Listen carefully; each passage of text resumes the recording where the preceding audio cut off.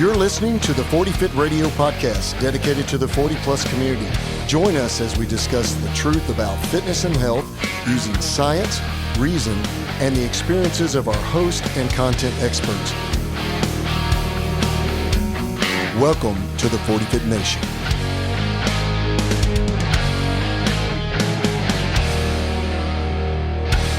So welcome back to the 40 Fit podcast, and welcome back to the 40 Fit Nation, guys. Thanks for listening in today. And today I have a very close friend who is a registered dietitian. He has a bachelor's degree in dietetics. He also has a master's degree in kinesiology.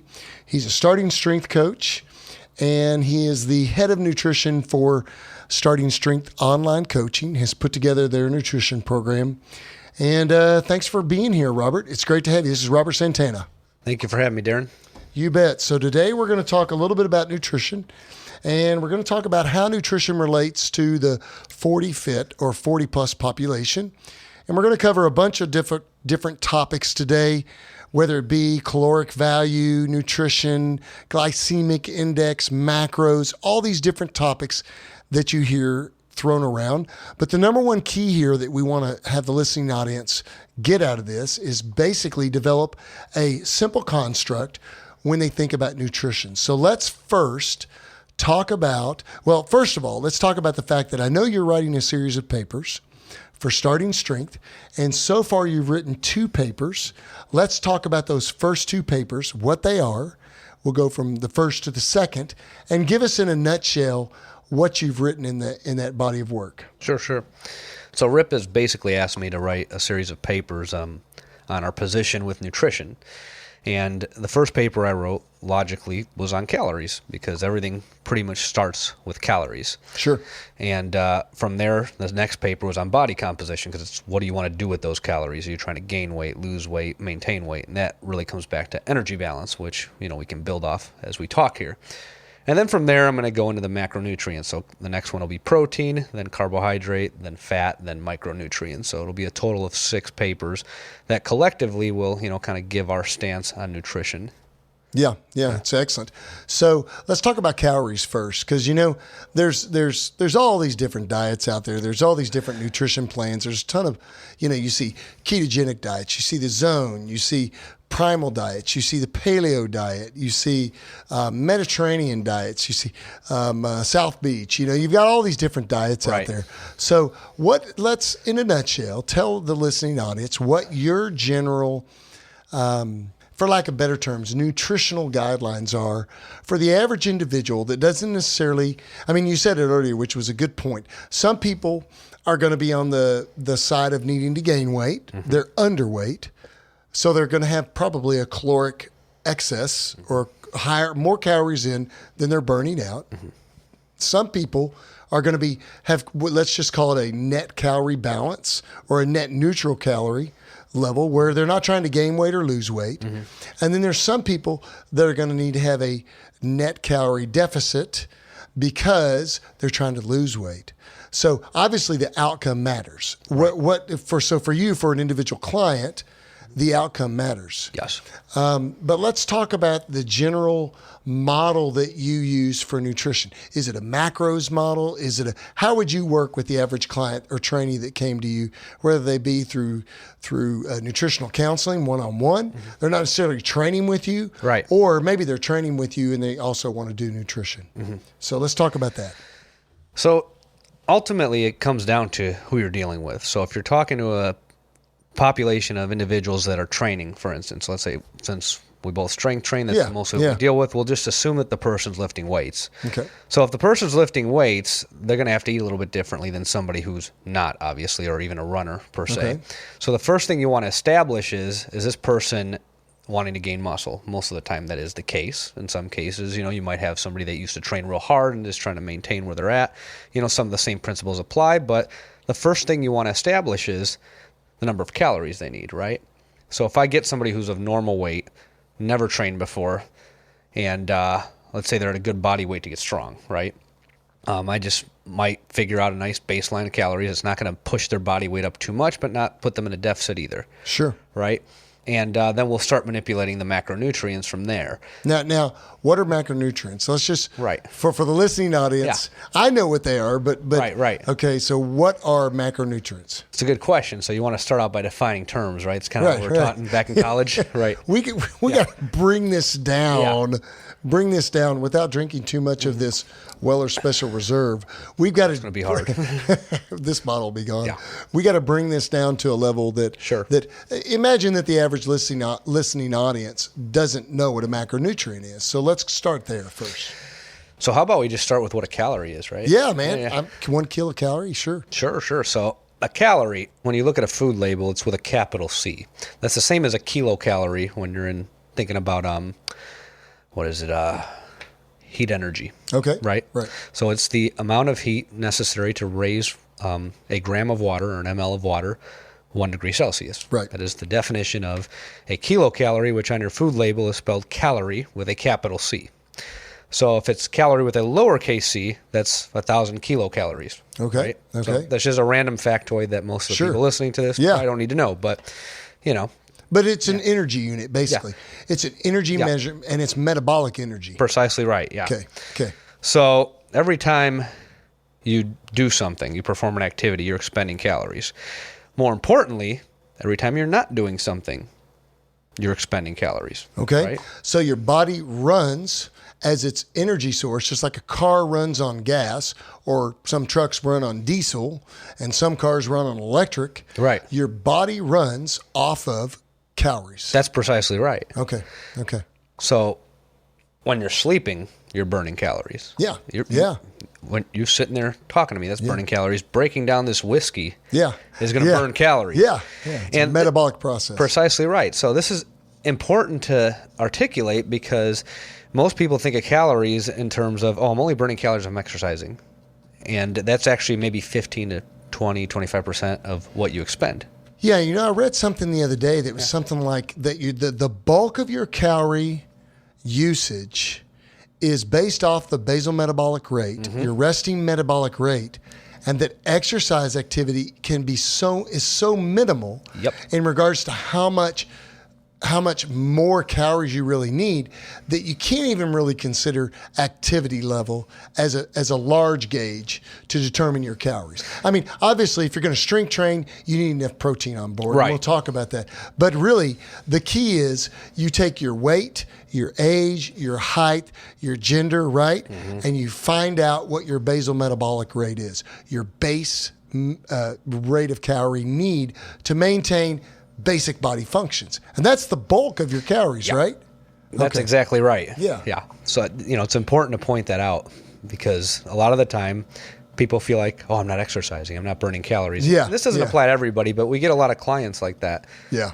Yeah. So I like to really hammer the point home that 60% of what you expend is just being alive and not being dead, Yeah. And then there's another... You mean you don't burn any calories dead? I would think not. I don't know. Should we get one of these walkers from The Walking Dead and put them in a metabolic chamber? They probably burn calories. I'm sure they do. I mean, they got to chew flesh. Hey, they may be dead, but they still got calorie burn. Yeah, sure, of course. So that's about 60%, right? So the other 40% is still not activity. Some of it is. Yeah. There's the thermic effect of food. That's a term we're going to introduce here. Or diet-induced thermogenesis. That's another word for it. So what that means is that simply eating, absorbing, digesting food expends calories. Right. And some foods burn more calories than others, right? Yep, that's precisely right. Okay. So protein, for instance, which is a macronutrient, we'll define that momentarily, has a higher thermic effect of food than fat. Okay. Right? And one thing we want to really clearly explain here is that thermic effect of food is not the same thing as how satiated you are from eating, how full a specific macronutrient makes you, right? Sure. And what I mean by that is, so protein, like I said, has the highest thermic effect of food. Carbohydrates the second, and fat will be the next. Okay. Now, in terms of fullness, protein's the highest, and then fat will be the second. That makes you feel full or satiated, right? So I just want to clear that up too. Sometimes people use the two terms interchangeably. They're not the same thing, right? And carbs would then, obviously, deductive reasoning here, carbs would satiate you the least. And that's why when we eat something that's, let's say, a fruit or something that's a processed carbohydrate, really high in dense carbohydrates, that we get hungry again really quickly. But if we eat something that's higher in fat, it'll satiate our hunger for a longer period of time. Is that correct? That's right, with the exception of fiber, of course. Okay. Which okay, we'll great. explain what that is later on, too. Yeah, sure. So we're at 60% from your BMR, your basal metabolic rate. That's basically how many calories you expend resting. Then you have 15% from just absorbing and digesting nutrients. So your digestive system burns about 15% of your calories. So far you've done nothing. Right. Except be alive and eat. And now you've got about 25% less of your total caloric intake, right? And that comes from physical activity, which is not the same as training or exercise. Okay. That's me sitting up from this chair, walking down the street, going to work, and that can vary from person to person. Some activities burn more than others. Sure. But in the absence of vigorous activity like strength training or some sort of athletic endeavor, they're not going to vary that much. Sure. If you're working manual labor, obviously you're going to expend more calories through physical activity than somebody who's at a desk. But generally, physical activity doesn't expend that many calories. You're left at about 15 to 25%. Sure. It makes sense. Yeah, absolutely. Yeah.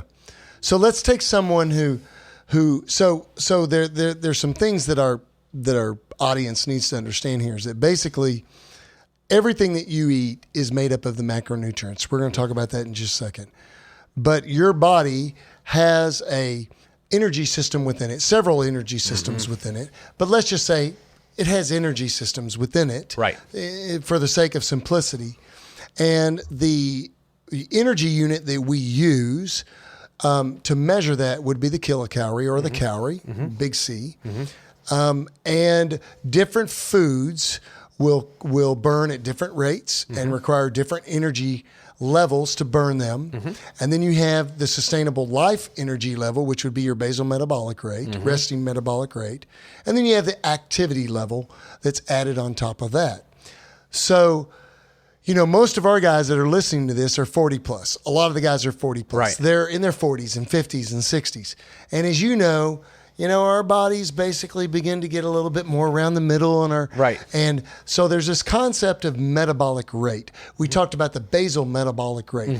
What is the metabolic rate? What does that really mean? When we talk about someone has a particular metabolic rate that's really fast or they have a metabolic rate that's slowing down, and is it true that as someone ages, their metabolic rate generally slows down? Right. Is that correct? That's correct. Okay. So there's basal metabolic rate and there's resting metabolic rate. Okay. They're not the same thing. All right. So your basal metabolic rate is what we've been talking about thus far, the amount of calories required just for you to be alive and perform physiological functions, right, for your body to function. Your resting metabolic rate, I can take you in the middle of the day, have you sit down for 45 minutes with a mask on that measures how much you're breathing out, and based on so the air that you breathe in and out contains certain gases, right? We don't need to go into all that. Right. Based on those gases, specifically oxygen, we can extrapolate how many calories you expend. Yep. I think that's as far as we need to go with that. Yeah, that's good. Yeah. That's good. Yeah. So I can put this... Just like a car produces exhaust. Yeah. A human produces exhaust out their mouth. Yeah. That's the exhaust portal. Precisely right. And I like this. Yeah. So a car, it produces exhaust, and you can measure the gases, and you could tell how efficient it is at burning the fuel source that it's using, which would be gasoline or diesel. Well, a human does the same thing, and we can tell how efficiently and how much of that fuel they're using to sustain sitting there talking to you or whatever you've got them doing. Yep. Okay, cool. I'm stealing that from you. Yeah, I like that, man. Yeah, it's a simple-minded man, dude. So it works. It works for me. Let's note that, because we're going to pull that analogy back in when we talk about the macronutrients. Yeah, it's great. Yeah. It's great. So if I have you just come at any point in the day and just have you sit for 45 minutes while I'm measuring this, I can determine your resting metabolic rate. That's you resting. But that's not your basal metabolic rate. That would be basically you sleeping. Right. That's where you get your basal. So that's genetically determined for the most part. You really don't alter that. Now wait a second. So you're saying genes play a role in this too? Of course. Okay. Of course. So are you saying that do genes play a role in? Let's talk about this real quickly because we're throwing a bunch of different concepts in here, and I love this because we can build one thing on another, upon another. Body types: ectomorph, mesomorph, endomorph. Sure. Different metabolic rates, different caloric needs, just based on their DNA subscript, just based on their DNA makeup. Correct? It's a simplified version, yeah. Okay. Yeah, I would agree with that. Yeah. Yeah. So if you have someone who's ectomorph, who's generally lean, thin, you would kind of consider that your runner, your endurance athlete kind of build, generally speaking. Hard gainer. Yeah, exactly. Hard gainer for muscle mass, smaller bone structure, smaller wrist joints, smaller bone structure in general. That individual is going to have a faster metabolic rate. Is that correct? Typically, yes. Yes, for that somatotype, yeah. And someone who is an endomorph on the other end of the spectrum, who's generally bigger boned. I call them, I always like to use this analogy, in a tribe. Right. There's three types of people. There's the runner in between the tribes. There's the stone mover and the wall builder, the big guy in the tribe. Right. And he's on the top end of the scale. Right. And then there's a guy that sits in the middle, and he's the mesomorph. That's the warrior. Yeah, exactly. And he's kind of in between. He can be a runner, or he can be a really strong guy too, right, and a bigger guy, right? So does that make sense? Does that apply? Yeah. Yep. And so because of that, I read something the other day in a piece of literature that was talking about nutrition. It was talking about that the bulk of your metabolic rate is pure genetics. Yep. It's pure genetics. That's exactly right. And that's how you can have someone who eats the same amount of food as someone else. They generally weigh the same, but they look totally different, and they have totally different body compositions, right? That's right. One carries more lean mass, one carries less, more body fat, less body fat. It's a bummer, but it's just the way it is, right? So let's go back to body types. So you talked about endomorph, ectomorph, right? Mesomorph. There's a fourth one that nobody ever talks about. Uh-oh, I didn't know that. That's called the dad bod. So I'm sure a lot of your listeners out there know what I'm talking about. Yeah, unfortunately. I don't know if that's an actual genetic body type. I think that's an acquired body type. Well, I'd say that's kind of where I started out when I was a teenager. Yeah. I didn't fit in any of those three categories. And the reason I bring this up is because when you bring that up, it takes me back to when I was like a teenager. I'm reading Arnold Schwarzenegger's encyclopedia for modern bodybuilding, and he's talking about these, they call them somatotypes, right? Right. And I remember thinking, well, I'm not the endomorph. I'm not that, I can't put on muscle. Right, I'm not the big guy. But I'm not lean like the ectomorph. Right. I'm definitely not muscular and lean like the mesomorph. So which one am I? Fast forward now, they came up with this term called the dad bod. Yeah. That's kind of where that's the best one. I used but to you're not a dad yet, dude. Well, I've grown out of it.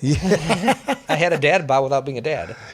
I would say looking at you and knowing you personally, your body type is probably somewhere between more of like an ectomorph and a mesomorph. You're kind of in between the two. I'd say that's true. I mean, it's not hard for you to gain, but you could also I could see you being extremely lean. You're generally pretty lean anyway, and crazy strong for your size.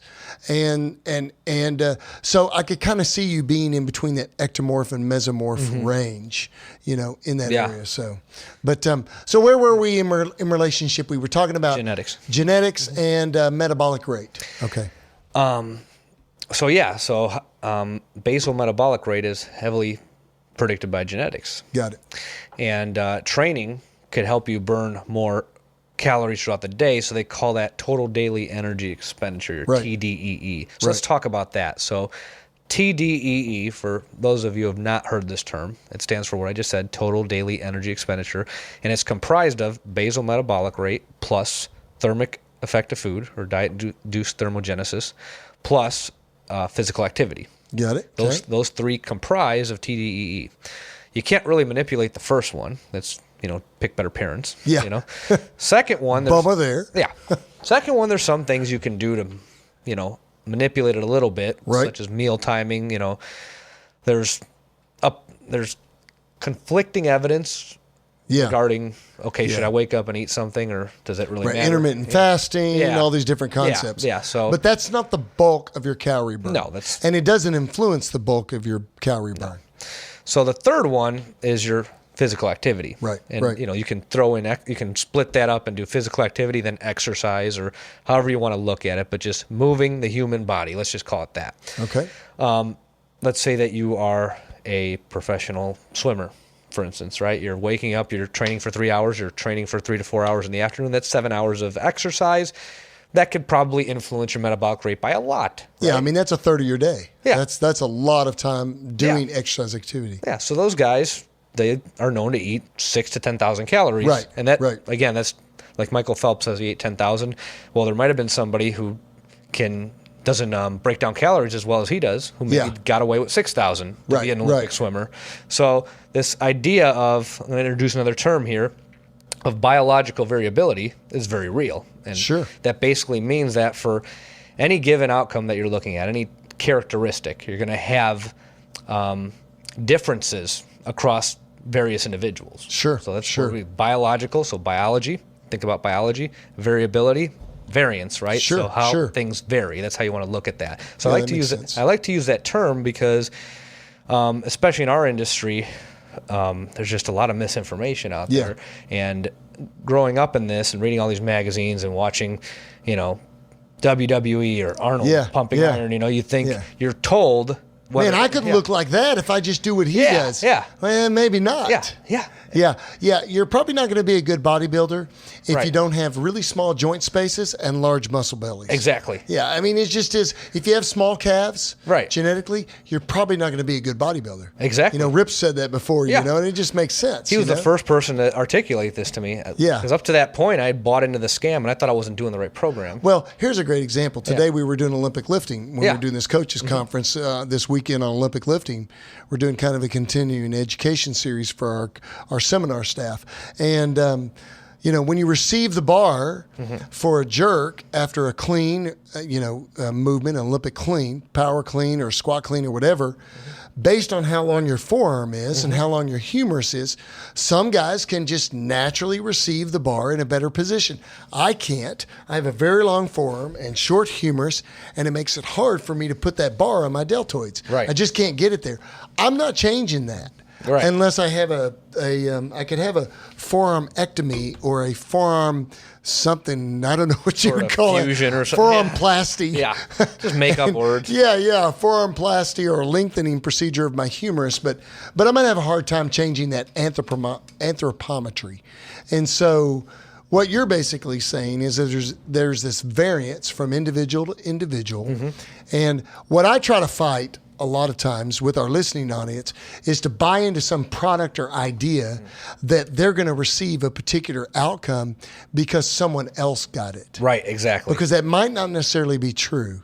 And so what we want to apply here on 40 Fit Radio is basically good, clean, as best as we know it, science. Right. And then practical knowledge based on experience from people like us that have worked with thousands of trainees, whether it be in the nutrition side with what you're doing, and then you're also a strength coach. Right. So, I mean, I think that's a good concept for people to understand because there's so many males and so many females out there that are looking, I want to, why do I gain fat around my waist and Susie Q or John over here doesn't? Right.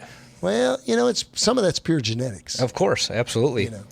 And what's interesting is in some other cultures, being heavier is associated with wealth. Yeah, exactly. So a lot of this is socially influenced. The United States, we're a very weight-obsessed culture, compared to other countries.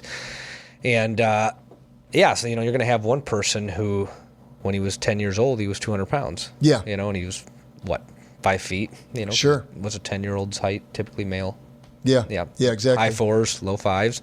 And he already is 200 pounds, rounded shoulders, round face, puts on body fat easily. Strong, but, grows up to be a man. He's about 300 pounds and doesn't have to do much. Yeah, and he maintains that body mass. Yeah. And some of these people, believe it or not, this is an exaggeration, but some people that are in that obese category, which I covered in one of my lectures for starting strength. I think it might be in the new paper, but it is in the new paper. Yeah, some of the people in the obese category are metabolically healthy. Right. Yeah. Right. They're extremely healthy, but they're just of a larger mass size. They're a larger mass human to start with, but all their blood work is normal. They don't have hypertension. They don't have hypercholesterol. They don't have, they don't have insulin sensitivity, but they're just naturally big humans. Right. And I think that's an important point, because we live in a culture that tries to take this perfect body, air quotes,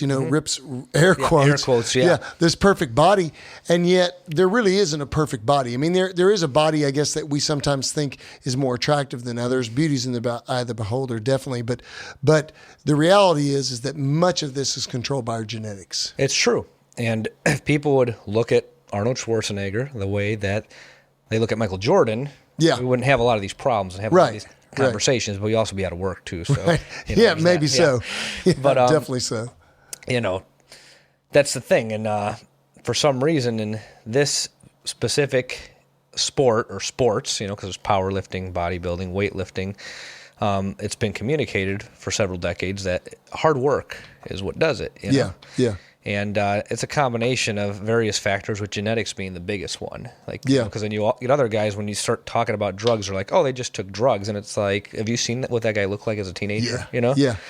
Because there's people that go that route too and don't make any progress. Right. What I love about your approach, and what I love about our general coaching approach, or our general fitness approach overall, our lifestyle, wellness, and fitness and health approach, is that, number one, most of the people that I have on my podcast, they have some type of scientific background. They're scientists. Cool. We're not on fads. We're not on gimmicks. We're not going to ride some curve of some neat new idea. We really look at the science. We try to look at the science of what's going on there. So like in today's podcast, we will post your paper links at the end of the podcast in the show notes. And so that individuals can go and read those papers. They can go and look at, hey, this is what the science says about metabolic rate, about weight loss, weight gain. But the other thing I like about what you're presenting is that you look at the individual as an individual. And, there's a basic template there. Let's talk about your template in a minute. There's a basic template as to how to control those nutritional variables, but you really have to take into mind the individual that you're dealing with personally. What are their genetics? Are they, like you said, are they a hard weight gainer, an easy weight gainer, all these different factors. So, So where are we at now? Let's talk about, we talked about basal metabolic rate. We talked about metabolic rate, calories. What do you think about the concept of calories in, calories out? So that's basically like the foundation of your house, right? That basically drives what you're going to do with your body composition. So what I mean by body composition, I mean your fat, lean muscle. Yeah, let's just say for the scope of this discussion, fat and lean tissue. Okay. Lean tissue is muscle, organs, bone, blood. Anything that's not fat. Anything that's not fat. Fat-free mass. Let's use that word. Okay. So there's your fat mass and your fat-free mass. This makes it a lot simpler. And to manipulate that, you have to manipulate your calories first. If you're under-eating, you can't build muscle. You can't gain weight, right? So that's if you're under-eating calories. If you're overeating calories, that means calories in are greater than calories out, whereas the first example is the opposite. You're going to gain weight. And if you're training, so I bring up this next point because I get lots of questions about this. If you're training and you're training properly, a percentage of that weight gain is going to be muscular body weight. So you can't just look at gain or loss of pounds. You probably need to have some type of other metrics, whether it be skin fat calipers or abdominal measurement, and we can talk about what you use. But like in our gym, I use three measurements. They're total, as I'm working with trainees. Let's say someone wants to gain lean mass and lose body fat. I use an abdominal measurement. I use the Jackson Pollock 3. I could use the 4 or 5, but I use the Jackson Pollock 3 because it's easy to do, which would be skin fat caliper measurements to look at lean mass percentage to body fat percentage. And then I also take their weight. So I look at those three things. Is that fairly accurate? That gets the job done. It's easy to track. And you can match it with a visual, So if someone is supposedly losing weight, but their abdominal measurement is not changing. Well, you left one out, Darren. What's the other one? Rep max.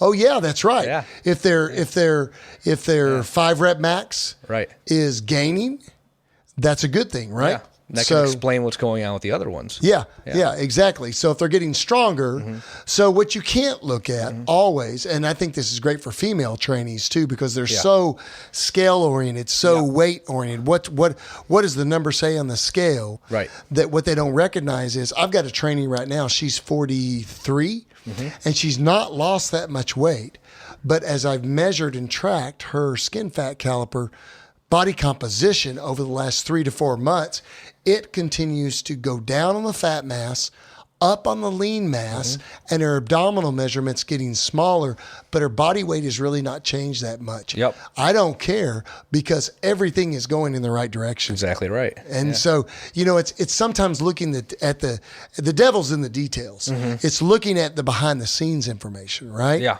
And that's kind of the perspective that you take, which I love because it's scientific. It's not just saying, hey, you're losing weight. Right. Well, what kind of weight? Exactly. Right? Yeah.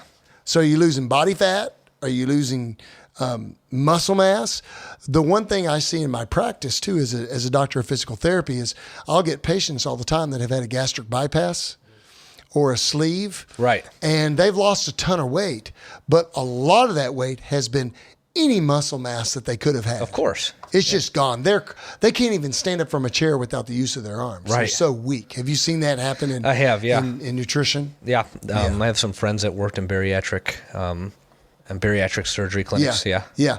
And God, those individuals get so crazy weak, and what it really makes you wonder is what is if they lost 100 pounds, I really don't care. Right. What I care about is what percentage of that 100 pounds is lean mass and what percentage of that 100 pounds is fat mass. Right. That's what we really ought to be looking at. That's exactly right. And when you mention that, it makes me think of how when it comes from like a precision standpoint, you can't exactly measure changes in muscle mass, but using the metrics that you described, you can get a pretty good idea. Yeah. So I bring that up because let's say you have people that, go get a DEXA. So a DEXA is DEXA scan. Sure. So DEXA scan is an X-ray scanner that's primarily used to measure bone density, but they've also used it to measure body composition. Right. And you can get fat, bone mineral content, which is the weight of your bones, and lean body mass. Sure. But again, you're measuring lean body mass. That can be anything. Organs. Anything that's not fat mass. So if I dehydrate myself, it's going to show a loss in lean mass, right? Yeah. So so people get wrapped up in this, right? Same thing with underwater weighing. That's another method of measuring. Hydrostatic weighing. Hydrostatic weighing or skin folds are pretty good for looking at like localized fat deposits. Right. So I like it for that. But I don't tell clients to track their lean mass necessarily because we know that there's variance there. It's not going to be 100% accurate, but if you're tracking waist circumference, 5 RM or 1 RM if they're getting stronger or weaker. Yeah. Are they getting? If they're getting stronger, they have to be gaining lean mass. Of course. Well, after about 2 to 3 weeks, 2 to 4 weeks of training, there's that neurological programming type model where they're just getting better at getting stronger. Exactly. At lifting weights. Yeah. But after that, they got to be gaining lean mass. Yeah, if you've been training for more than a month, you're gaining muscle. Right. So if you're getting stronger, your waist circumference is going down, your abdominal skin fold's gotten thinner. Right. You're probably gaining lean muscle. Now, let me ask you this. So our population's mostly 40 plus, like we talked about. Let's say you have what are the different scenarios that you see? Let's say there's probably 3 different types of clients that come to you. The first client is the person that wants to lose body fat. They want to lose weight. The second client is someone who is reasonably well-nourished, not overly nourished, not obese, but they just want to trim up and look a little better and get stronger. And then the last client is someone who's significantly underweight, let's say, and they need to not only get stronger, but they need to gain overall body body mass, body size. Okay, so take those 3 different types of people. So let's just take the person, because I think this could potentially represent more of our audience than not. Right. And that is the individual that thinks they've got a little bit more around the middle than they should have. Right. Their metabolic rate has declined a little bit. They're getting some more abdominal mass. And how would you approach that client and how you're going to work on their nutrition? Cool.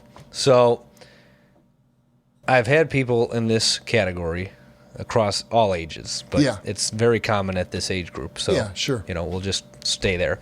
They're all humans. Yeah. The thing that I've seen consistent, whether this person is 18 or 45, is that they think they need to lose weight.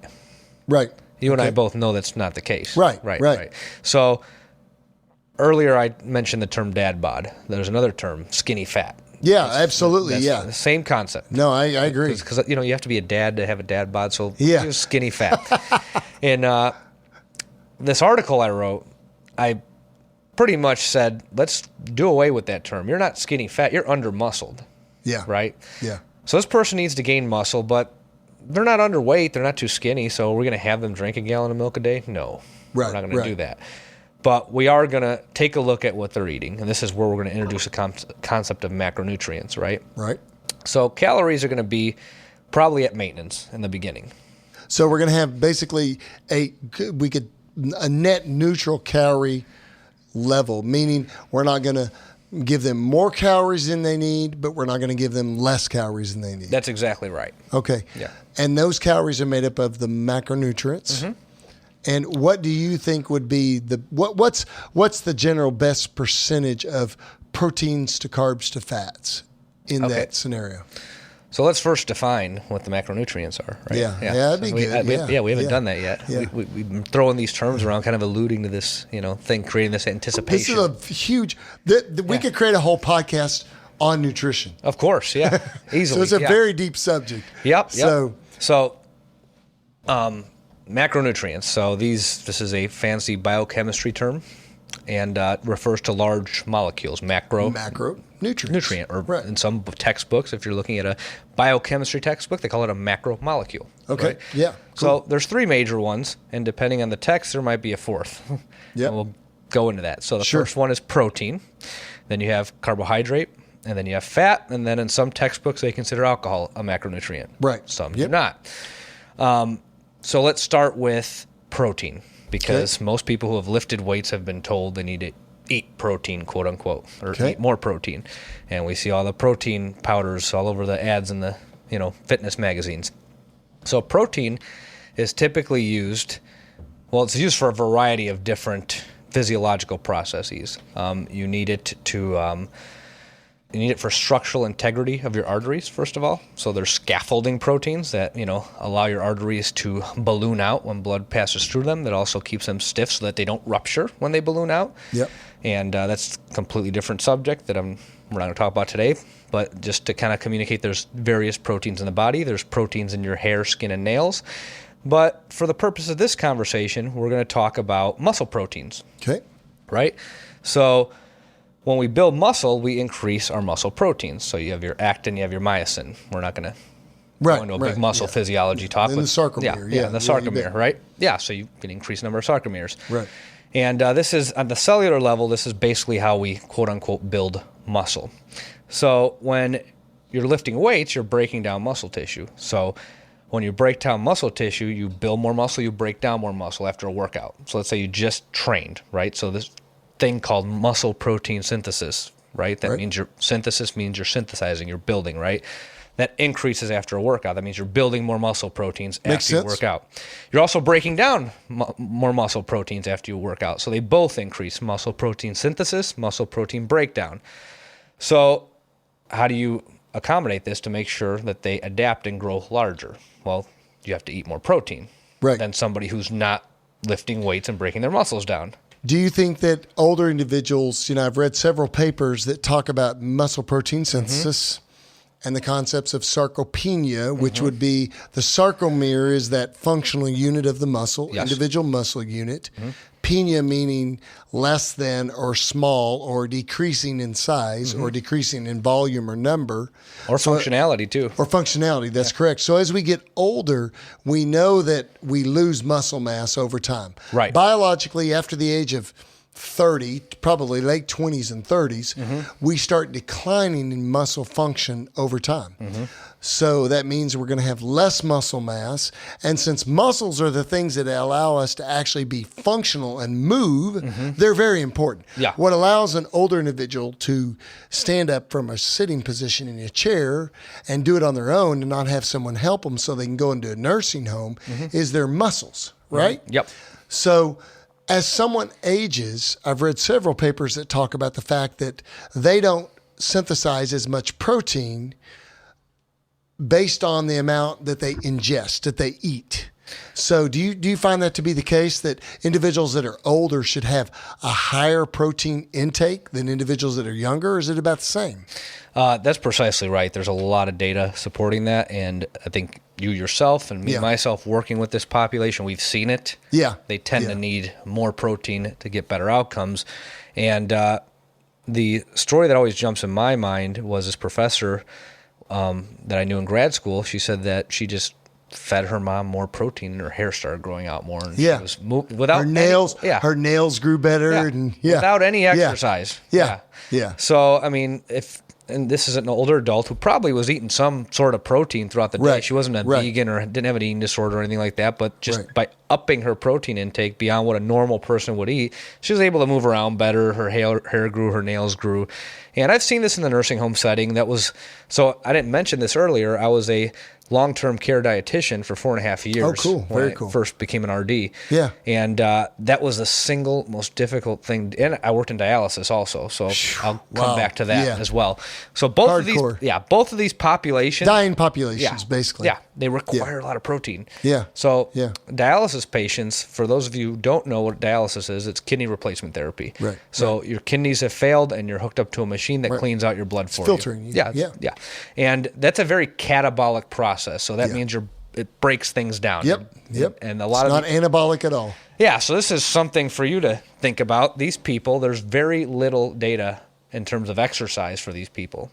And a lot of the nephrologists, these are kidney doctors, are afraid to have them lift weights because of the blood pressure increase. When your kidneys are not functioning, you tend to have higher blood pressure. And their kidneys have to process potentially more creatine, more protein breakdown. Well, they're not processing it. They're only getting it from the machine. Yeah, exactly. Yeah. So that's the problem. But one of the number one reasons these people die is because of loss of muscle mass. Right. So they come in walking, then a couple years later you see them with a walker or a cane, then a walker, then they're sitting in a wheelchair, then after they've been on dialysis for 10 to 20 years, they're in a gurney coming in. And since the heart is a muscle, it declines along with all the other peripheral muscles. Number one cause of death in kidney patients is heart cardiovascular disease. So that population needs to lift, and there's not a lot out there on that. So it's just like an aside I wanted to bring up. Well, I think this is another interesting point is that I found out, the concept of like using HMB, hydroxy butyrate, which is basically a derivative of one of the amino acids. Yes, but I've read several studies where they've used that with cancer populations to help maintain muscle mass.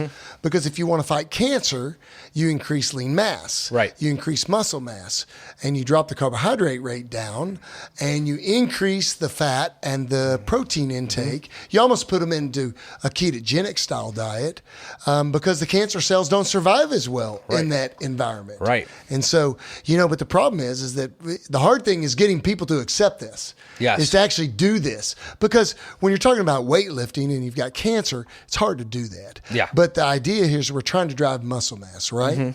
So that's the key when we talk about without feeding the cancer. Right, exactly. So proteins are basically the building blocks, the structural building blocks of a person's body, the muscles, the connective tissue, tendons, ligaments, all that stuff, right? That's exactly correct. Cool. So what about fats? Let's talk about carbohydrates first. Oh, okay. Yeah. All right. Carbs. I like some carbs, like donuts, fruits, vegetables. Those are all carbs, right? Sure. Yeah. Snickers bars, ice cream, Bluebell ice cream. Is that a carb? It's a food that contains carbs, just like the donut is. Yeah, exactly. We'll come back to that. Yep. Okay. Carb-containing foods are not the same thing as carbs. That's necessarily. right. That's not right. always. So what's a carb for? So carbohydrate, the simplest form is glucose. That's what a lot of people are familiar with. That's sugar. That's a sugar, yeah. Table sugar is 50% glucose, 50% fructose, which is the sugar found in fruit. And I bring that up because I think that a lot of us have heard the term high fructose corn syrup. Mm-hmm. Yep. So the funny thing about high fructose corn syrup is that it is 55% fructose, whereas table sugar is 50% fructose. But yet they always make it sound like it's so much worse than table sugar. Yeah, but it's about the same, basically. It's a little bit sweeter, not much. Yeah. But anyways, I digress. So carbohydrate is it's a common fuel source during certain activities. So let's talk about that. Depending on how vigorous, so the intensity of the activity that you're doing. All right.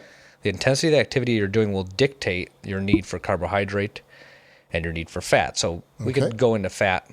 We could probably talk about them together. Yeah. I'd say. Yeah, because fat is a form of a fuel source. Yeah. I always kind of think about it this way, and we're going to go back to this car analogy like we talked about earlier. And correct me if this is wrong, because this could be wrong. This perception could be wrong. Carbohydrates, to me, are like jet fuel or gasoline as a fuel source to a car. Mm-hmm. They're generally explosive.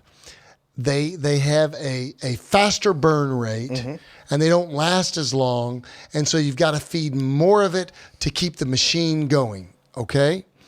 Whereas fats are more like kerosene or diesel. It has a slower burn rate. It's not as explosive, and it doesn't convert as fast. And we talk about the Krebs cycle, which is the metabolic pathways and all that. We're not going to get into that. But I mean, we could do a podcast on metabolic pathways. We should. The 4 or 5 different metabolic pathways. And we should do that. That's a good podcast. But the metabolic pathways are basically the ways in which our body uses energy. So proteins are more for building, and fats and carbs are more for energy sources, and one converts faster. Would that be carbohydrates, right? And one converts slower, but actually yields pretty good ATP, which would be fat. Is that right? Yep. Okay. So we left out a detail earlier. Well, I shouldn't say we left it out. It's a good time to bring it up. Yeah. It's just the nature of the conversation. Each macronutrient has a certain amount of calories that come from it per weight. So for every gram of carbohydrate, you get 4 calories. For every gram of protein, you get 4 calories. For every gram of fat, you get 9 calories. And for every gram of alcohol, you get 7 calories. Alcohol, gram, and ml are equal, 1-to-1 ratio. So fats are pretty high on the calorie scale. They're over double. Twice the amount of carbs. So what does that look like in terms of food volume? Yeah. Right? Think about it. Yeah, well, that means you eat a much smaller ratio of fats to carbohydrates in regards to food volume. Is that right? Yeah, and this is an important thing that we're going to come back to as we go along. Cool. So the way that we use these macronutrients for energy varies. So as you said, protein is typically not an energy source. It's used to build tissues, connective tissues, muscle, scaffolding proteins in your arteries, etc. Right? Hair, nails, skin. Sure. All those wonderful things. So you typically won't use it as energy. Now, all of these macronutrients can be used as energy if you overfeed them enough. Yeah. Does that make exactly. sense? In other words, what you're saying is if I way overeat my protein level, eventually I can convert some of that into carbohydrates. Under a very specific set of circumstances that most of us won't achieve, yes, and I'll explain what that is. Right, yeah. So typically the way this works is when you're eating carbohydrates, and this goes back to what I mentioned earlier about measuring calories through gas exchange, right? So if you just look at how much oxygen you're taking in, you can determine the number of calories you burn. You can also determine what's called substrate utilization. So that, in layman's term, is referring to how much of those calories are coming from fat, how much of those calories are coming from carbohydrate. Okay. Right? And when they've used these methods, what they found out is if I started overfeeding you carbohydrate, assuming that your diet has stayed the same, you're going to burn more carbohydrate. Okay. So you tend to not store carbohydrate as body fat. You tend to burn it off. The more you eat, the more you burn. So let's say you're on a mixed diet. Let's say you're on a 50% carbohydrate, 25 protein, 25 fat, right? Okay. So that's just a random. Yeah, that's the total caloric value. Yeah. 50% is carbs. Yeah. 25 is fat, 25 is protein of your total caloric value. Yeah. Okay. So now let's say that I give you a 2 liter of Coke. Okay. I say, you're going to drink pure that. sugar, basically. Yeah, you're going to drink this on top of your normal diet, right? Okay. Well, that's not really a good example. Let's say a loaf of bread. All right. Yeah. Coke, you can make the argument for Coke, but then all the fructose people are going to jump in and start. Okay. That's a whole nother ball of wax that I'm happy to talk about, but let's just use a loaf of bread, right? Since there's no fructose in that. It's not fruit sugar. So you're eating a loaf of bread on top of your normal diet. Your body's going to just become better at burning carbohydrates because it's got to burn off those extra carbs because it is metabolically inefficient to convert carbohydrates into fat. Okay. And I'll explain why in a second. So what's happening is, you're burning off these carbs, but guess what? You're overeating calories. So if you overeat calories, you gain fat, right? 100% correct. So what happens is you burn off those carbs, you store any fat that you're taking in as body fat. That's what happens. Oh, okay. Because it's already in its preferred form. The human body's lazy. Remember, you heard homeostasis, right? Yeah, to keep things the same, So the overall byproduct of the process is you basically get insidious weight gain. Yeah. You get gradual weight gain. Yeah. Because no matter how it's occurring, you're ingesting more calories than you're burning, and at some point there's a surplus. And the surplus doesn't disappear in thin air. No. It goes into the fat cell because the fat cell's number one job is to be a storage vehicle, right? Yeah. It's a storage vehicle. So I like to say, think of the fat cell as your savings account. Yeah. You're stockpiling for the next famine. Just like you stockpile money for the next recession, right? Yeah. It makes sense. Yeah, it makes sense. It's your kitty, your piggy bank. So is this a correct analogy? Because I've used this analogy in my practice life as a PT for years. If I took 10 balloons and they had no air in them or no water, they were void of content, and I put them in my hand, 10 balloons, they would be very flat and just fit in my hand and be very thin and look like they had no volume in it.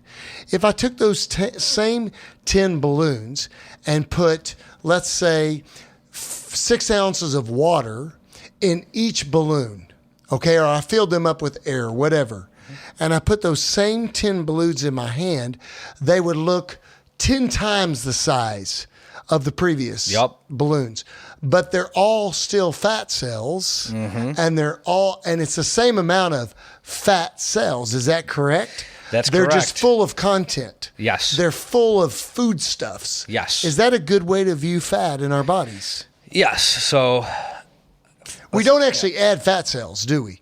Once we're genetically mature. So in general, no. Okay. Good. There's some evidence out there that it may happen in certain obese phenotypes. Okay. We're not entirely sure, but typically what happens is you add fat cells, and the fat cells get larger from birth to age 20, the first 2 decades of life. Okay. And then beyond that, they start to expand in size. They get larger in size as you get older. So in general, if you start looking, this has been a phenomena throughout human history. So even if you go back 100 years and look at old height weight records from the 1900s, you typically see that the body weight for a given height tends to go up every decade of life. That's just normal. And you see this in animals too. So it's not just, Yeah, sure. It's not reserved for humans. This metabolic rate declines and fat mass increases and body and muscle mass decreases. Yeah, you put enough miles on a car, it's going to wear out, even if it's a Toyota. Yeah, right? It makes sense. It makes sense. So, some cars can go to 500,000 miles and some can go to 100,000 miles. Yeah, Since we're using the car analogy. Yeah. So that's important to understand. So what is in these fat cells? Well, you have what's called triglyceride. That is your body's fat storage, right? Okay. And when you consume fat, that is essentially what you're consuming. So just think about it this way. When you eat a high-fat food, and let's say you're in a caloric surplus, because you have to be in a caloric surplus to gain fat. Okay. That's Makes sense. Rule number one. You have to be eating more than you're expending. You have carbohydrate, which is a sugar, which is primarily used for energy. Then you have fat, which is already a triglyceride. Right. Which one is the body going to want to store? Yeah. The one that's already in its, preferred form. So if you overeat fat, you don't burn more fat the same way as when you overeat carb, you burn more carb. So if you're overeating calories and you're on a high-fat diet, you're just going to store more fat, and the amount of fat you burn doesn't really change. Yeah. Right? But if you overeat carbs, you burn more carbs, and then you get worse at burning fat. All right, we're going to leave off the conversation there, but have no fear. We'll be back next week with more content from Mr. Santana. So stay tuned on 40 Fit Radio. In the meantime, as always, join us on social media at 40 Fit Radio on Instagram.